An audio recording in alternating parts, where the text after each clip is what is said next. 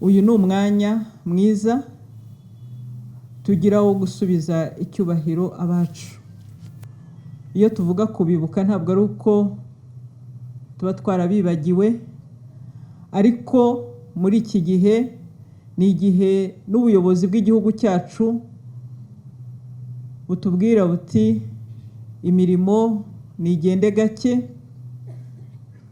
twongere dusubize amaso inyuma, twongere dusubize agatima impembero, twongere twibuke inzira y'umusaraba abacu baciye, abenshi bakahatakariza ubuzima muri 1994, ariko twibuke n'urugendo n'inzira y'umusaraba abatutsi baciyemo guhera mu myaka ya 59 n'imyaka yakurikiyeho kugeza kuri gaheza ya jenoside yakorewe abatutsi. Mu buhamya twagiye twumva, ubuhamya bwa Bernadette buriya nuko ari umwe gusa twumvise, ariko n'undi uwo ari we wese wacitse ku icumu rya jenoside yakorewe abatutsi ahagurutse avuze aho ari hose hano mu gihugu, ubuhamya burasa. Ubuhamya bwa benshi cyangwa se n'ubuhamya bwa bose, kuko ni amateka y'abatutsi n'ibyo baciyemo.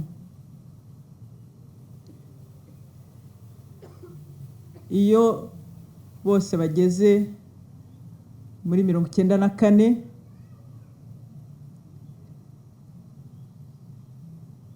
batangira kuvuga uko byatangiye, noneho bagahera bakavuga bati noneho indege imaze guhanuka biba gaheza, kuko atari bwo byari bitangiye.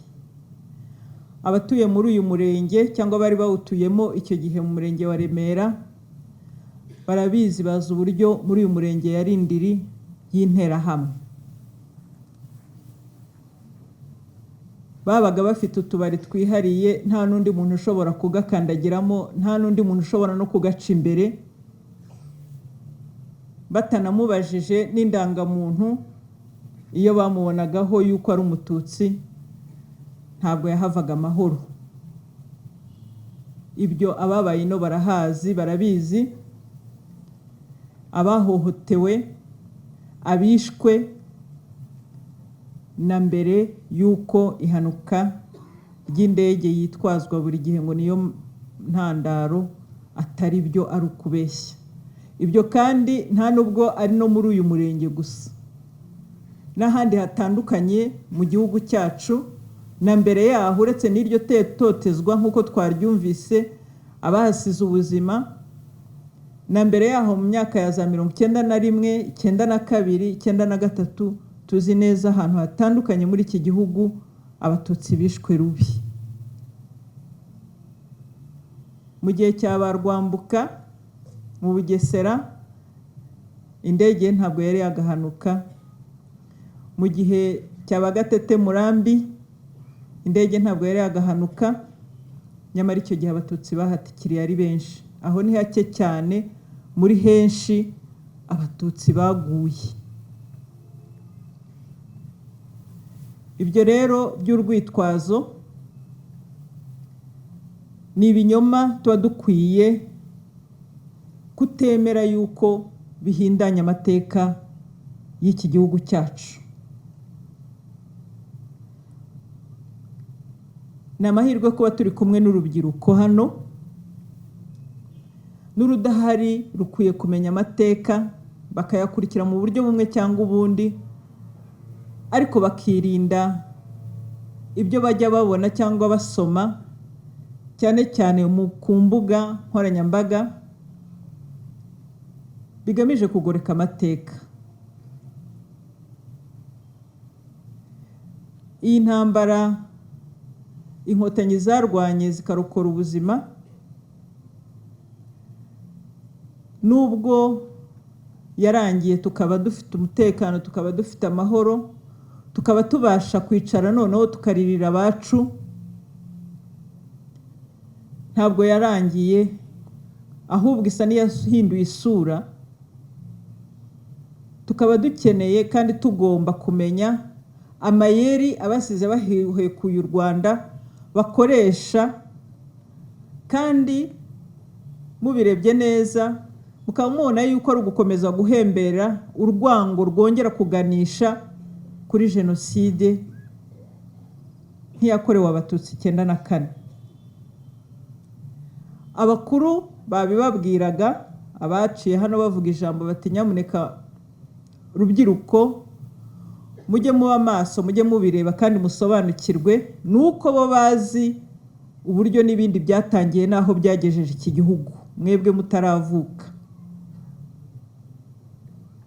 Niyo mpamvu bababwira bati mujye mwitabira ibiganiro nk'ibi, mujye mukurikira ibiganiro bitandukanye, musobanukirwe n'amateka y'iki gihugu, mubashe guhangana n'abagoreka amateka, mubasubize, mubabwire ko musobanukiwe kandi ko iki gihugu ari icyanyu, uru Rwanda ari urw'ejo, ari urwanyu, ari mwe muzaba murutabarira, mururwanirira, kugira ngo mutazamenya akaga nk'ako ababyeyi banyu cyangwa se abandi bo mu miryango, inshuti n'abandi bagize muri iki gihugu. Urugero rwiza rubyiruko, mufite urugero rw'inkotanyi, kuko inkotanyi zijya kurokora iki gihugu rwari urubyiruko nk'amwe, banganaga nk'amwe, bari bato ariko ntabwo bari gito. Mu buhamya butandukanye bwabo bwa hano n'abandi, dufashe n'aba hano bonyine, abagwe hano mu ikubitiro n'abahasigaye basengaga Imana bati iyaba inkotanyi zari zitugezeho, bugacya bizeye hari ko ziri bubagereho, bukira zitabagezeho, bamwe bakaba barishwe. Ubuhamya bwa benshi niko butangira, bati twizeraga yuko ziri butugereho, tukaramuka tutazi ko buri bwire, tukabona ntizije, bukira tutazi ko turi buramuke, bamwe bakahapfira kugeza igihe zitugereyeho. Hagati y'uko bari bafite icyizere ko inkotanyi ziri bubagereho cyangwa zizabageraho, batazi naho bakura icyo cyizere, kuko abenshi babaga banihishe batazi aho ziherereye, batazi n'igihe bizafata kugira ngo zibagereho, bakaba kuri icyo cyizere cy'ubuzima.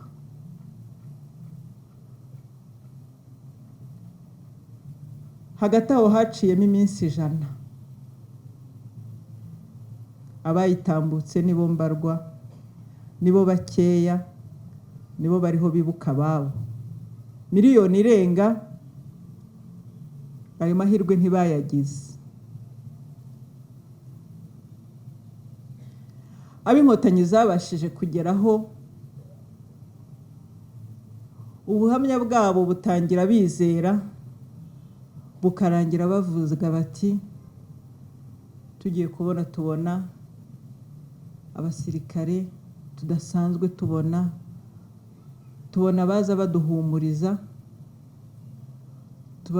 tubona abaje batubaza ngo ese uracyahumeka, ngo uracyariho,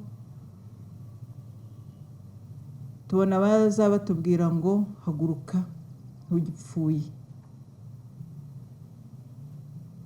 Niko ubuhamya bwabo busoza. Inkotanyi ni ubuzima, tuzahora tuzishimira. Iyo zitahaba ntawe ari kurokoka. Yewe n'abicanyi bo ubwabo nabo bashatse bajya banazishimira kuko zarabarokoye. Bo ubwabo iyo bamara kumara abatutsi, inda nini, ubusambo, kunywa amaraso, ubunyamaswa bari bamaze kugira, nabo ubwabo bari kwicana hagati yabo.